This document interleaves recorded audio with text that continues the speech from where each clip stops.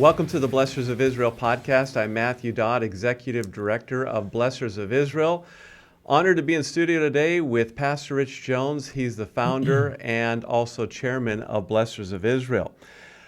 So much has been changing in the Middle East. Day by day, hour by hour, the news cycle has changed. But I want to take us back, Pastor Rich, to when Prime Minister Benjamin Netanyahu, he spoke at the UN General Assembly on September 27th of this year, and he said, as he was talking about the landscape of the Middle East and Israel's response to all that had transpired since October 7th of last year, he said, "Enough is enough." And how Israel has kept their word. There have been others in the past, like President Obama, when Syria the famous red line. The red line. Right. And Obama said, that's it. But obviously, nothing was done about it. Right. The same cannot be said for Israel. That is for certain. If anything could be said for Israel, is that they mean it. They mean business. They do. I mean, you have Operation Grim Reaper, Grim Beeper, rather. I was close. Yeah, that's right. Grim Beeper. That's right. Which, by the way, Netanyahu authorized. Have they finally taken and owned up to that? Yeah. In fact, there's going to be some more information coming out about the details for how that all went down. Even Shin Bet was going to come out and talk about that. Oh, really? Okay. Because I thought that was still, maybe. Yeah. Okay. But that came, with taking out Nasrallah. And you're right. They have proved it. Enough is enough, and they're going to do what they have to do to secure their borders, to bring security. So many have been displaced in the north because of Hezbollah. Now there's a ceasefire. We believe, I'm certainly hoping and praying that there will be a ceasefire negotiated with Hamas, and we're hoping before the end of the year. Well, you keep hearing it's happening, we're making progress, right. They back away, making progress. It's all about the hostages. And once those hostages are released, we talked about this before. What type of leverage does Hamas have? They have none. Nothing at that point. None. But the other issue that's happening right now that we really want to pay attention to closely is Syria. Right? And now the developments of the HTS, al-Jilani, who has been the leader of HTS, to the surprise of the world, really taking Syria. Syria is now no longer an Assad regime nation. Now it's going to be remade, reborn into what? Now, this is biblical significance. It really is, and I think in order for us to see the biblical significance, we need to step back and see who supported Assad. Well, I think... Assad. Assad, who supported him initially? Sure. I mean, who enabled him to do what he did? You're talking about 500,000 of his people that were killed. I would say even propped him up. He would never have survived. Exactly right. Had he not had the support of Iran and Russia. Iran and Russia, key players in, and with Iran, you had also, by the way, Iran using Syria as a channel by which they brought weapons to Hezbollah. That's right. Hezbollah's complaining this week, hey, we don't have any weapons. Why? Because we don't have Syria anymore. But you have Iran, you have Russia. Interestingly enough, this is a big defeat for both of them.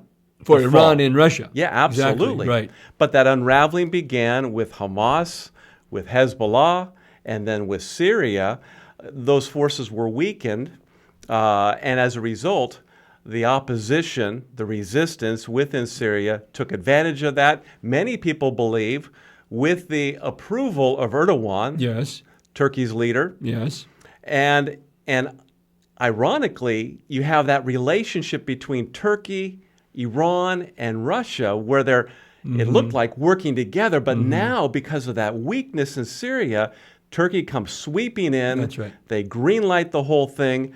Russia, they've backed away, though today Putin comes out and says this is exactly what we wanted. Yep.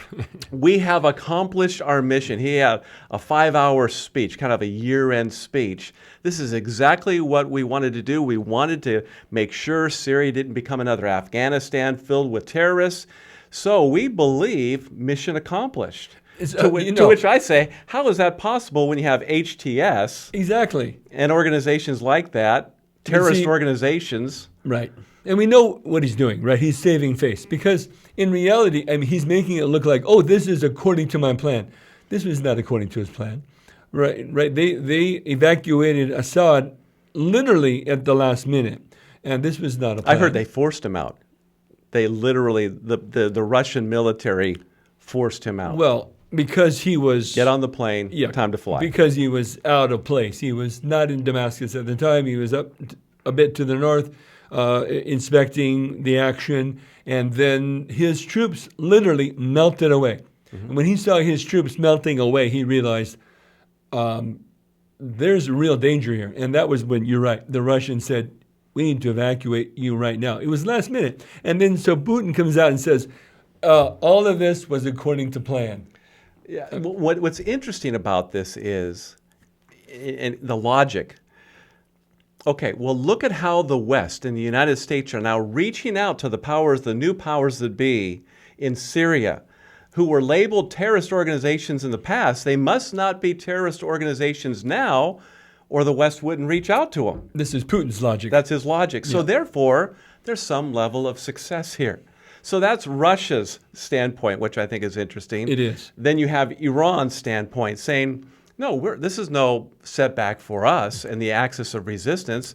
We're going to rise up. We're going to do what we're supposed to do. There is no setback at all, even though Hezbollah is saying, hey, we need some weapons here, and we can't get them anymore because Syria is shut down. Well, and they're not going to come out and say, this is an embarrassment.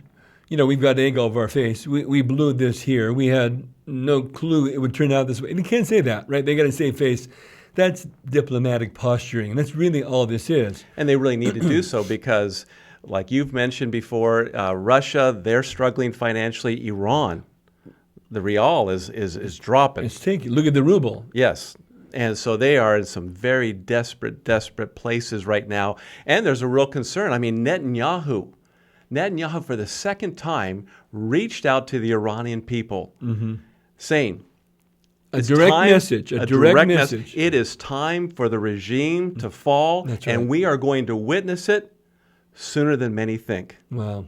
And, of course, they've got a lot of inside information, right? They've got their network of, let's call it, embedded informants that give them an inside understanding of what's happening. So when he says things like that, he knows what he's saying. Well, and I think there's another issue, and that's there's been an acceleration of the nuclear program in Iran. Yes, very concerning. The IAEA, the International Atomic and Energy Association, Grossi, the director of it, came out saying, hey, these guys are enriching uranium.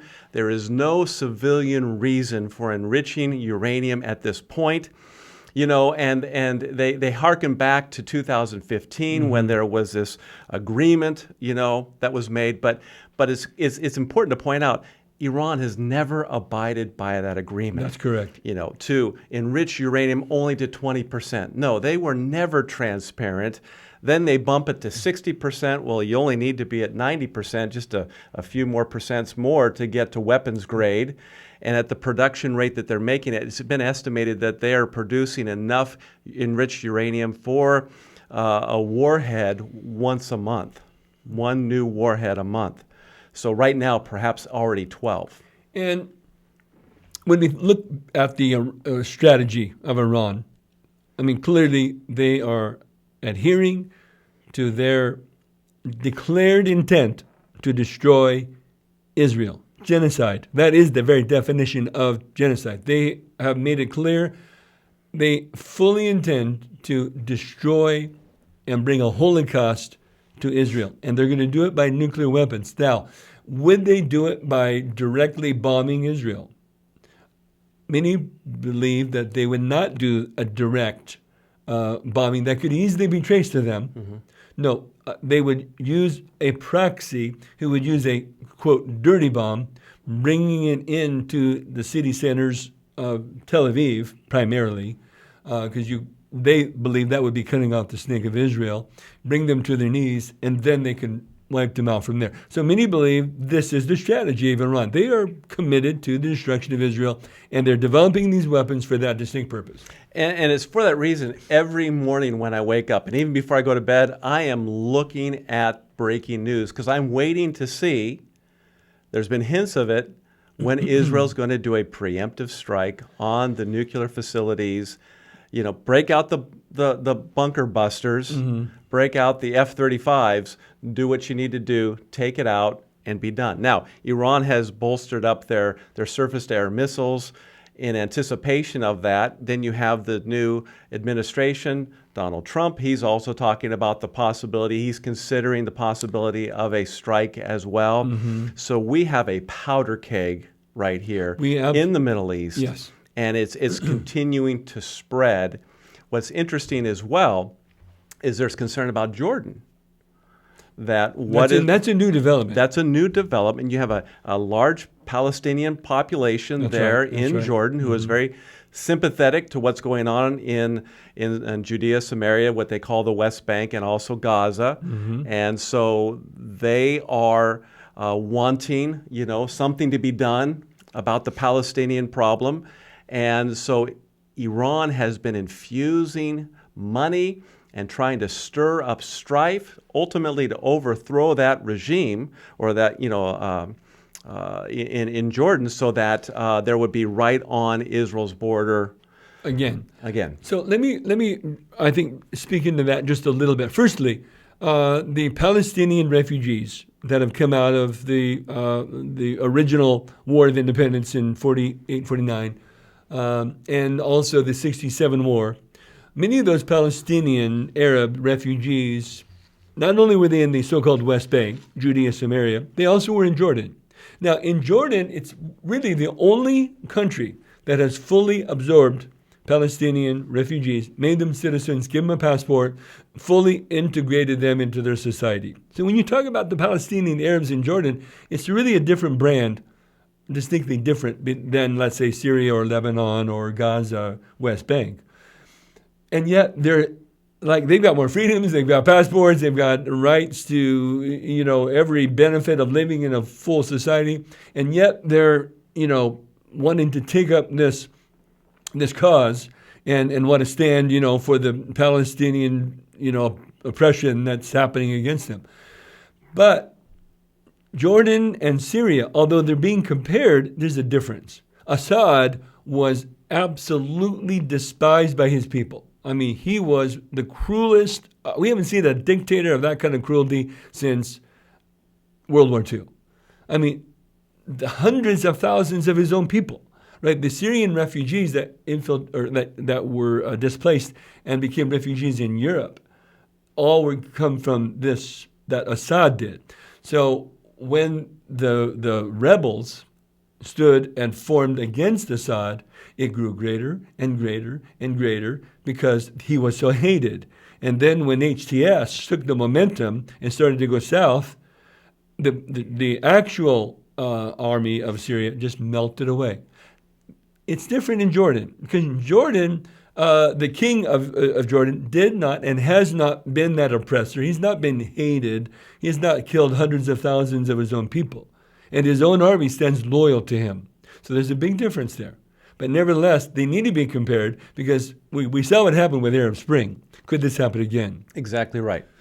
So there is a concern on that front. Now, I want to move quickly to Turkey because I mentioned them earlier. We talked about them earlier, and I think that is something that we need to pay attention to because Erdogan has also, since October 7th in particular, made very, very strong statements against Israel, against Netanyahu. He's embraced Hamas and their leadership, welcomed them to the capital city, and has lobbied strongly. Here he is, a member of NATO. Exactly. Uniquely positioned. No one else is doing what he's doing. That's right. Siding with Hamas and saying the things that he has said. And now with that opening in Syria, it gives him an opportunity where he had to sit by for quite some time because Iran was the preeminent power. Now they've been diminished, and everyone looked to Iran. Hamas, Hezbollah, all the different factions, they were all looking to Iran. Now Iran's been weakened, and so now Turkey gets the opportunity to seize the day and do what? Do what he believes he's been called to do, and that's the restoration of the Ottoman Empire. The Ottoman Empire was Turkish, centered there in the capital of Turkey, and that's the ideal of so many of these dictators, to restore the great glory of the empire of the Ottoman Empire or the Persian Empire or the Soviet Union Empire. All of these have these visions of grandeur, but Erdogan is uniquely positioned. That's your point. He really is, and so now he's looking to take advantage of it. And it's important to note that Turkey has the 7th strongest army in the world. It's true. However, they are, for the most part, untested. They've had battles and skirmishes with the Kurds, but they have really not been let's say, tested. But there's a threat there, though. Oh, absolutely. There's a threat, and that's the point. No question. There's the posture. Yeah.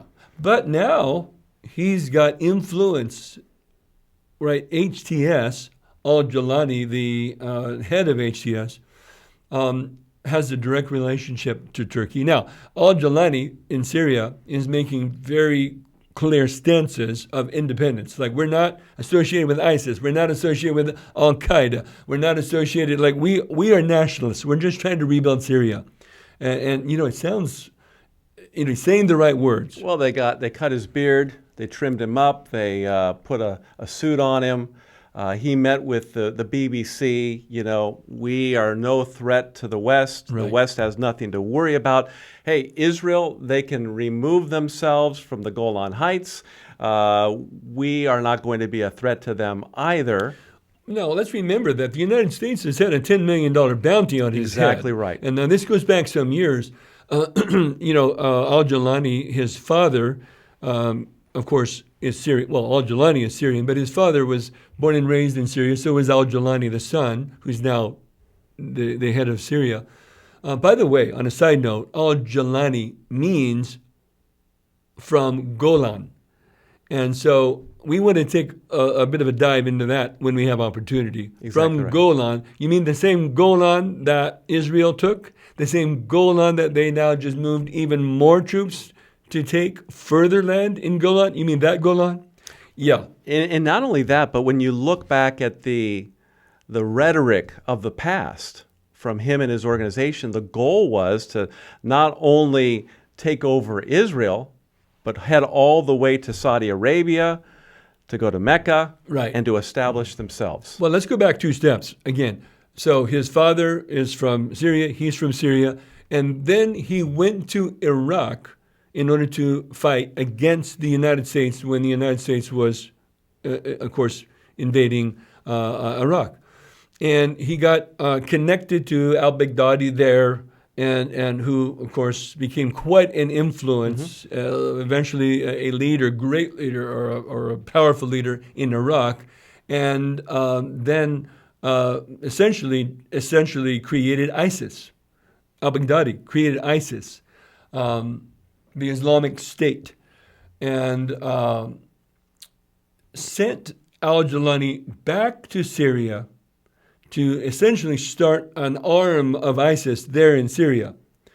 And so he went to Syria, started forming a very strong force of men, battle-hardened men, very strong. And then al-Baghdadi comes out and says, "Oh, that's one of us. That's one of our arms there. That's an ISIS, chapter." And al-Jilani stands up and says, "Absolutely not.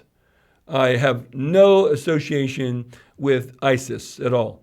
He's making himself distinct. I have no association with them. I have no association with al-Qaeda. In fact, many believe that perhaps he even informed, let's say. I've heard that as well. There's a lot a lot of rumors going on social media about him. That he informed the CIA where the operatives of Al-Qaeda were so that they could then take them out. Now, presumably Jolani's motive was to weaken his competitors. Exactly right. But nevertheless, he made himself an independent at that point. He's not a, quote, a global jihadist, like so many of them are in Afghanistan and Iraq, etc.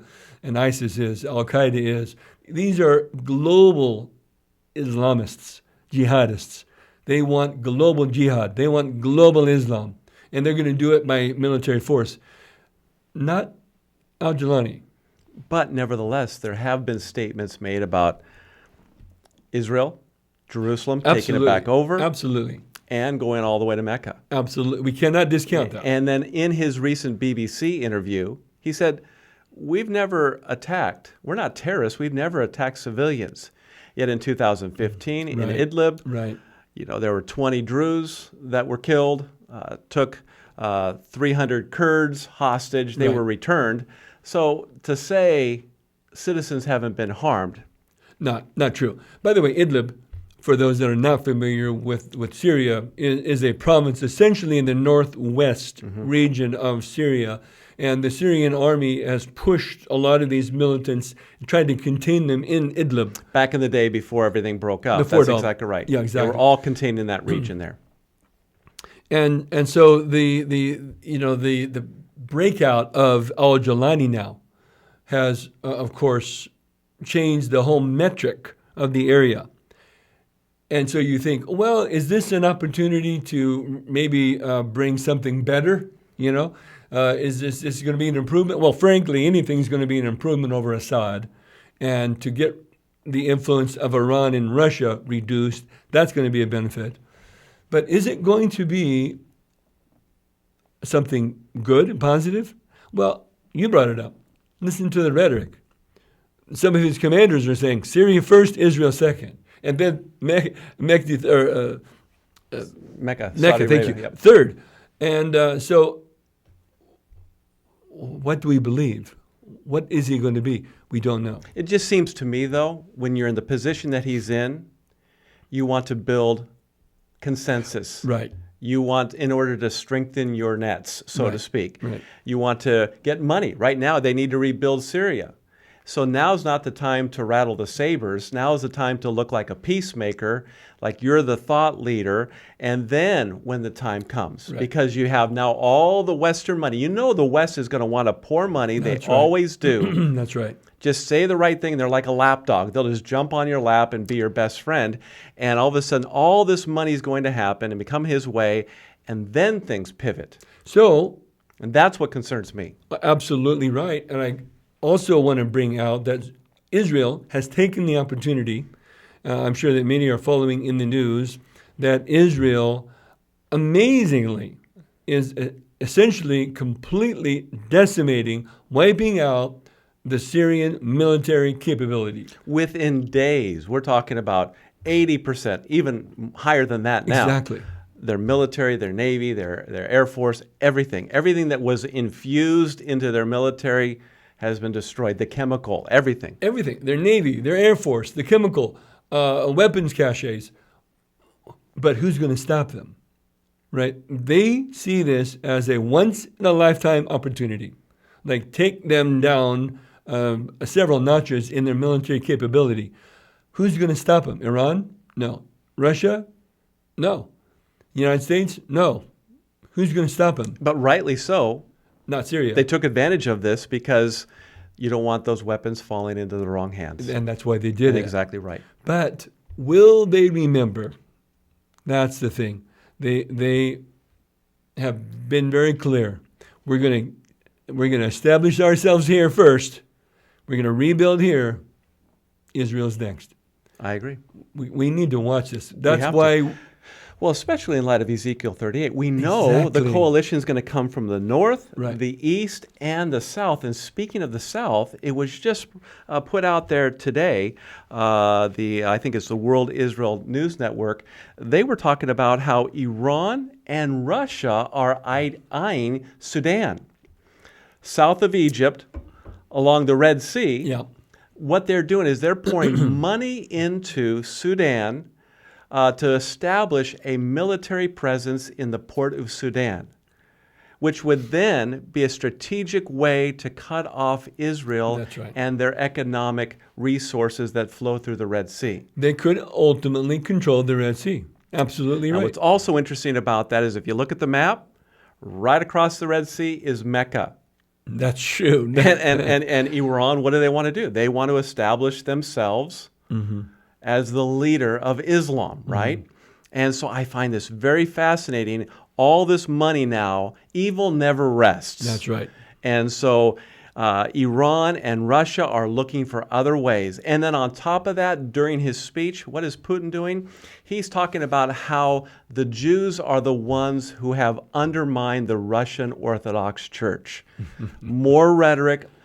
Right. They're making it very clear what they want to do. And so, again, we're seeing the shift that's taking place, but I again think we have the strategic pieces of the chessboard being laid out. Things are weakening, but things are going to realign and ultimately strengthen. I also believe, we talked about this at the last prophecy update that we gave, that Ezekiel 38 talks about Israel being in a time of peace. And perhaps this strengthening of Israel is going to create peace for a season in the Middle East. That passage in Ezekiel 38 has troubled scholars for years in terms of the battle of Gog and Magog. How can this all shake out? Because it doesn't appear that Israel's at peace. Well, perhaps this will lead to a season of peace, which will then also give Israel's enemy a time to strengthen. That's right. And then the battle of Gog and Magog. And when we look biblically, and I think this is an important question because there's an indication that when Syria falls, it's kind of like the beginning of the end, you might say. The dominoes are now beginning. That's the beginning domino to bring about the latter end, particularly Gog and Magog. But this is not the fulfillment of that because Syria has not fallen. Syria has not been defeated. I am so glad you brought that up because the idea there is Damascus is destroyed. Exactly. And Damascus has not been destroyed. And you've heard this over and over again. And I've had so many people even come to church, write emails, Damascus. But Damascus hasn't been destroyed. Right. But we need to watch. Absolutely. This is why what we are doing right now is so very, very important. We have to be alert. We have to watch. And we have to pray. Agreed. And by the way, the reason why I also brought up Sudan is that many scholars believe it's referenced in Ezekiel 38, verse 5. Ethiopia, listed there right after Persia, is modern-day Sudan. Right. So there you have your players. You have Russia. You have Turkey. Interesting dynamic right now with Turkey. That's right. And Iran. And Sudan's also mentioned there as well. North, east, south. Very interesting. We have to watch Sudan. The influence, so they get forcibly withdrawn out of Syria. What do? They try to bring their influence over here to the south. And the Sudanese, frankly, they are hungry for support. Absolutely. They want the financial bearing that would come with Iranian dollars. And Russian dollars. Exactly right. Well, it's been a powerful time talking about these things with you. Important. And we pray this has been a blessing for you as well. And we want to encourage you to partner with Blessors of Israel. We are a ministry that is designed with a mission and vision to equip the church so that we know how to stand for Israel and pray for Israel in the latter days, to rightly divide God's word and discern the signs of the time. So we would love to have you visit our website at www.blessors.org. That's blessors with an ORS.org.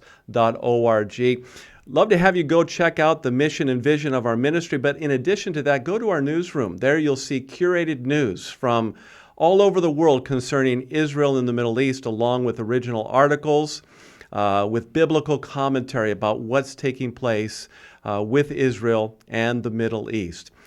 If you enjoy this program, love to have you subscribe to it on the channel that you're now watching. Make sure you like this video as well. You can follow us on Facebook, Getter, and X, formerly known as Twitter. We covet your prayers, and we also appreciate your financial contribution and support, your partnership, perhaps a year-end donation. We believe God is going to move mightily through Blessors of Israel in 2025. We're excited about the opportunities that are opening up, and we would greatly appreciate your partnership with us as we continue to move forward as a new ministry. We also pray that you have a blessed Christmas and a new year as well. And most importantly, we ask that you join us in praying for the peace of Jerusalem and for the people of Israel. But I want to also add for all, Jews and Gentiles alike, everyone needs Jesus Christ, and that's why God sent His only begotten Son, that whoever believes in Him would not perish but have eternal life. Lastly, I say this. Remember, according to Genesis chapter 12, God's words to Abram, I will bless those who bless you, and those who bless Israel are blessed. Shalom, shalom.